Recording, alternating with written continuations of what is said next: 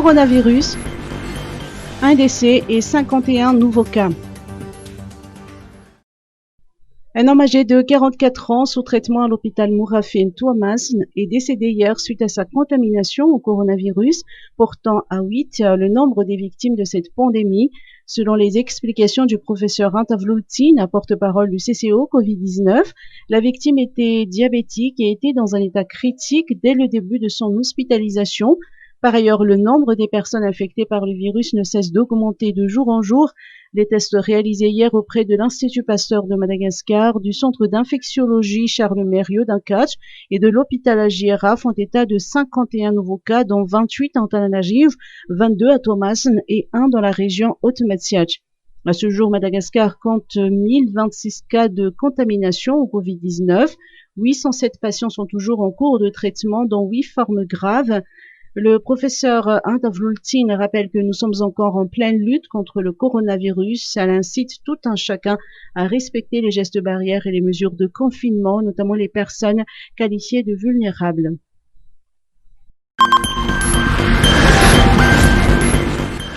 Rapatriement des ressortissants malgaches, le MAE annonce des mesures spéciales. À ce jour, plus d'1 millier de non-compatriotes vivant en situation de grande précarité à l'étranger sont répertoriés auprès du ministère des Affaires étrangères. Selon le ministre Jacoba Livate Njazanajville, ce sont des touristes, des travailleurs en mission, des marins, des étudiants et des expatriés. D'après un communiqué du MAE, des mesures particulières sont en gestation pour rapatrier ces ressortissants malgaches. Le ministère annonce la mise en place, dans les meilleurs délais possibles, des dispositifs de rapatriement. Les critères établis tiennent compte de la situation de vulnérabilité et de précarité de chaque individu. Outre l'affrètement des vols spéciaux, le MAE s'attelle également à l'organisation de la mise en quarantaine de ces passagers. D'ailleurs, le ministère a précisé que le rapatriement de ces ressortissants malgaches ne signifie nullement la réouverture de l'espace aérien malgache. Les mesures de restriction en vigueur à cet égard demeurent valides et inchangées. Miverina indray ny fety be midorehitra tamin'ny Shoprite ary amin'ity taona ity dia goavana ny vidin'entana tena mora sy ny fitsitsiana amin'ny entana maro. Ny maïs tout bravo 340 grammes zao 2990 ariary fotsiny. Ny huile de soja milis 1 litre 5790 ariary. Ny margarine Red Brand 500 grammes 2990 ariary. Ka mahazo izay rehetra ilainao amin'izao fety be midorehitra zao. Vidin'entana tena mora, goavana, fitsitsiana goavana ato amin'ny Shoprite ihany. Shoprite ny mora indrindra hatrany. Novegas dia miverina eto amin'ny boke Canal Plus miaraka amin'ireo tantara mitohy vaovao be zato isan-jato malagasy. Tantara feno gidragidra, tantara feno atsikana, tantaram-pitiavana ao amin'ny boke Canal Plus irery ihany. Novegas, tantara mitohy zato isan-jato malagasy. Novegas, tantara mitohy gasy zato isan-jato.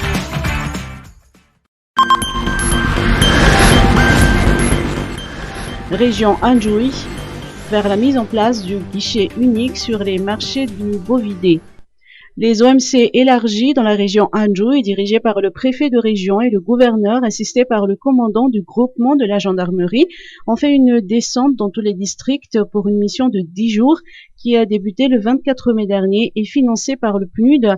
Outre les actions de sensibilisation de la population sur le Covid-19, cette mission a permis le lancement officiel des barrières économiques provisoires et de la relance du dispositif de guichet unique au niveau des marchés des bovidés.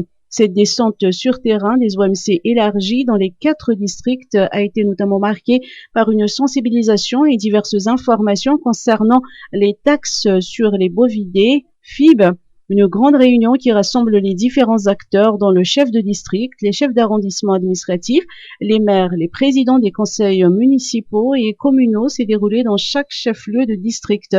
L'objectif étant tout d'abord économique afin d'augmenter les ressources propres du district. C'est également un grand enjeu sécuritaire puisque le blanchiment des bovidés volés au marché ne sera plus possible. Fête nationale. Le ministère de la Défense exhorte les citoyens à hisser le drapeau. En cette période de la fête nationale, le ministère de la Défense nationale a exhorté toute la population à lever le drapeau, symbole de l'indépendance et du patriotisme. Dans le cadre des préparatifs de la célébration du 60e anniversaire du retour de l'indépendance du pays et la création de l'armée malagasy, le ministère de la Défense nationale, par le biais du Comité technique national de l'organisation de la fête nationale, organise depuis hier au régiment 1 RMA Analakil une exposition pour permettre de faire connaître aux citoyens les valeurs du drapeau tricolore vert, blanc et rouge, l'emblème de la République de Madagascar. À cause de la crise sanitaire liée au Covid-19, la célébration sera unique cette année pour marquer la souveraineté nationale. Comme chaque célébration, une grande parade militaire sera accompagnée de diverses expressions de la souveraineté nationale. Elle se déroulera cette fois-ci sur l'avenue de l'Indépendance à Analakil et à huis clos en respect de l'application de l'état d'urgence sanitaire dans l'ensemble du territoire. Cela dit, la cérémonie sera à suivre en direct sur les chaînes de télévision et de radio. Fête des mères, commerce morose. Le commerce est morose pour les commerçants, à l'instar de Saya, une commerçante opérant dans un centre commercial à Soaram et qui a révélé avoir perdu 80% de ses clients suite aux restrictions sanitaires. Or, à la même période l'année dernière, soit à la veille de la célébration de la fête des mères, sa boutique faisait l'objet d'une grande affluence, la majorité des clients étant en quête de cadeaux pour leur maman, ce qui ne fut malheureusement pas le cas cette année. Saya a cependant fait savoir que le peu de clients qu'elle a reçus aujourd'hui ont porté leur intérêt sur les sacs à main. Les sacs à main sont effectivement très tendance selon notre commerçante et ne constituent pas un cadeau banal pour les mamans et sont disponibles pour tous les âges et tous les goûts. Le prix d'un sac à main varie entre 35 000 arrières et 55 000 arrières. Les robes et autres chaussures ne suscitent plus autant l'engouement.